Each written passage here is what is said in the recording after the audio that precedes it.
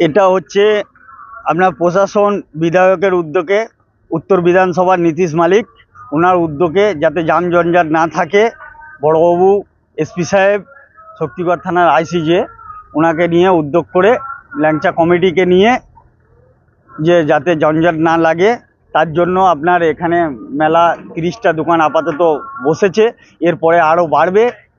এই ঘটনাকে কেন্দ্র করে এখানে 500-700 বাস ঢুকে যাবে।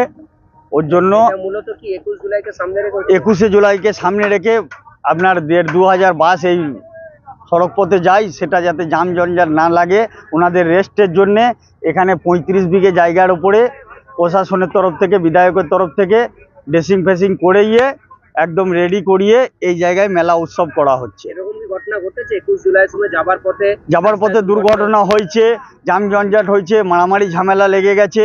তার জন্য বিধায়ক সাহেব এই উদ্যোগটা নিয়েছে যাতে এইসব না হয়, তার জন্য আপনার এই ল্যাংচা মেলা করেছে 21শে জুলাইকে কেন্দ্র করে। এবছর সাকসেসফুল হলে আগামী বছর অবশ্যই হবে। আপনার নাম? আমার নাম নীল খান, আমি এই আমরার বাসিন্দার।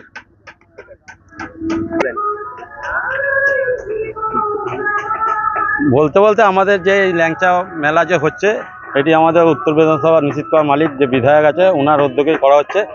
বিশেষ করে এই যে আমরা যে এই নিচে কাজ চলছে এবং যে 1,500-2,000 বাস যায়, সেই যানজট যাতে মানে না লাগে বা ইয়ে করা যায়, আমাদের এই প্রশাসনের সাহায্য নিয়ে আর নিশ্চয়কে এই মেলার উদ্যোগ নিয়ে করা হয়েছে যাতে যানজটটাকে এড়ানো যায়।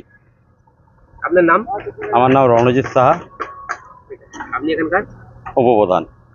এখানে আমরা চাইছি যে আগামী 20 এবং 21 2 দিন এখানে ল্যাংচা বাজার, ল্যাংচা মিষ্টি মানে ল্যাংচা মেলা আমরা আয়োজন করছি। আমাদের ব্লক, আমাদের শক্তিগড় থানা, জেলা পুলিশের যৌথ উদ্যোগে আমরা এখানে তার ভিজিট করতে আজকে এসেছি। আমরা ইতিমধ্যে আমাদের জেলা থেকে আমাদের অ্যাডিশনাল এসপি, ডিএসপি সাহেব